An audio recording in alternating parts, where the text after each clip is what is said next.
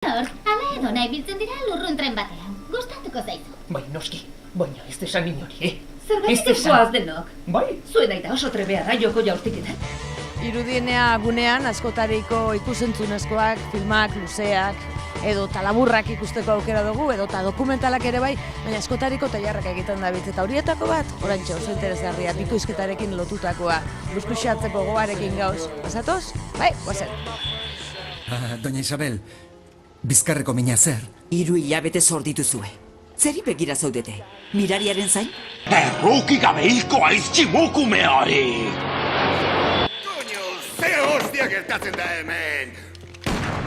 Puta guztiak, dantza egitera! Oestean bezalaxe!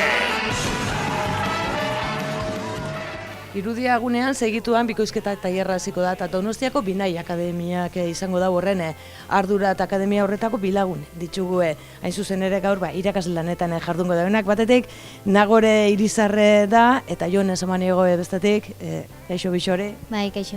Ontxe hasiko da eta zelako tailerra izango da, ezaugarri izango ditu? Montatu dugun tailerra izango da jende guziari irekia, irakatsiko dugu pixka bat zertan datzan bikoizketa, ze teknikak erabiltzen ditugun, izango ditugu marrazki bizidun pare bat, eta gero imagen reala deitzen diogun pelikulak eta pixka bat hoien desberdintasunak ere bikoizteko, eta probatzeko modua izango da, ezta? Tailer praktikoa izango da. Bai, praktikoa eta pixka bat ikusteko zein den eramaten dugun eskema eta oso divertigarria dela. Helburua izango da modu baten orduterdi bateko iraupena izango da, gutxoko arabera? Bai, ematen dugu esplikazio txiki bat, eta gero ja segidan praktikan jartzen gera, ze gehiena praktikoa da.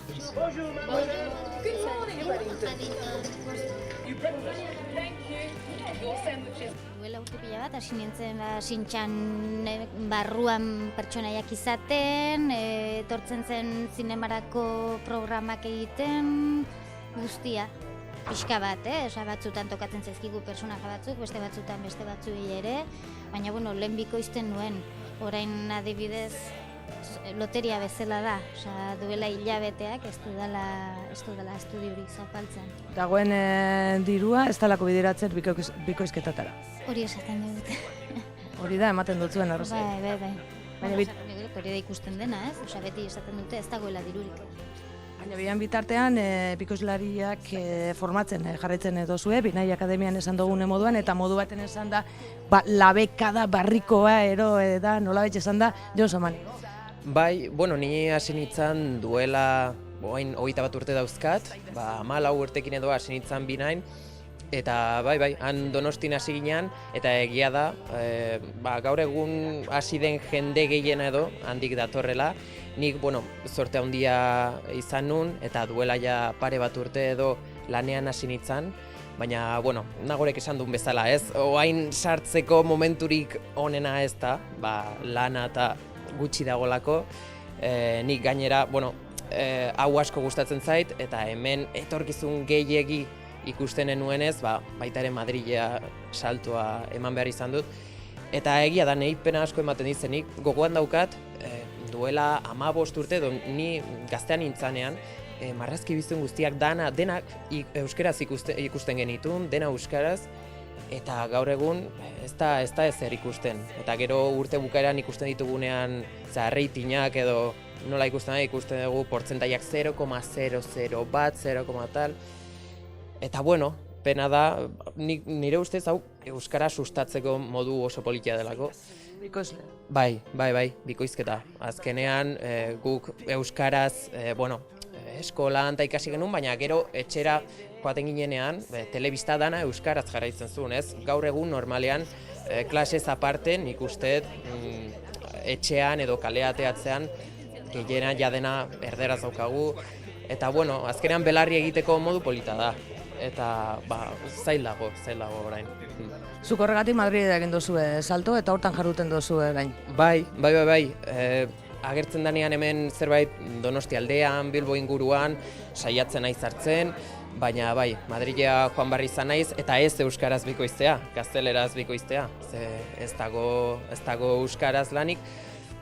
Zerbait gehiago lokuzio aldean, taulakoak, baina bikoizketa gazteleraz, eta adibidez, nik lagun asko ditut bikoizleak Katalunian, eta han antzeko parezido daukate ez, nola katalana eta gaztelera, eta han katalanari bai kaina asko sartzen zaio, eta hemen pena da, euskara daukagun hizkuntza politarekin, Ez dala neurri berean inbertitzen. Claro, hoi da. Hala ere, inbertsio bat izaten da jende barria nolabait mundu honetan sartzea, etorkizuna bermatze alderan, ez eta esan dugune moduan, dirurik ez badago apenas produzio gutxi, baina gaurko asmoa da aldala behintzat mundu hau, ez da, kolore politarekin erakustea edo. Bai, eta jendeari gustatuko zaio. Divertigarri. Gu jarraituko dugu. Maitatzen dugunok bikoiztea jarraitzen dugu.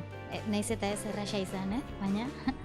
Horretan jarraitu ere izuela eta gu traba ez gaitxezela izan, orentxe tailerra hasiko da, eta ondo bai dituzue, horixe da egingo duguna, bai, zuek lanean zabiltzaten bitartean erakutziko dugu, nola egiten duzue. Zatozte? Eskerrik asko.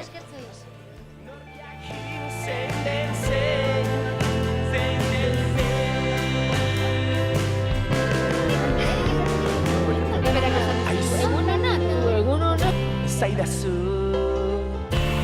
zintzoa izan ote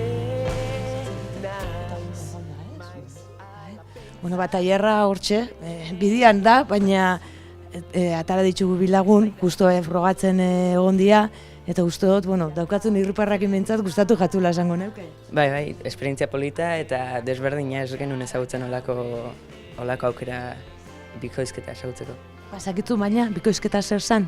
Bai, ezaguna neukan, baina ez nuen hola ikusi grabatzen eta holako irudiekin. Eta zelan sentidu zara zu pertsonaia bat izaten? Ondo, polita. Norri izan zara? Zakastu dituna. Hori da, badmintonen bizilagun bat, ez da? Eta gustatu jatzu esperientzia. Bai, polita.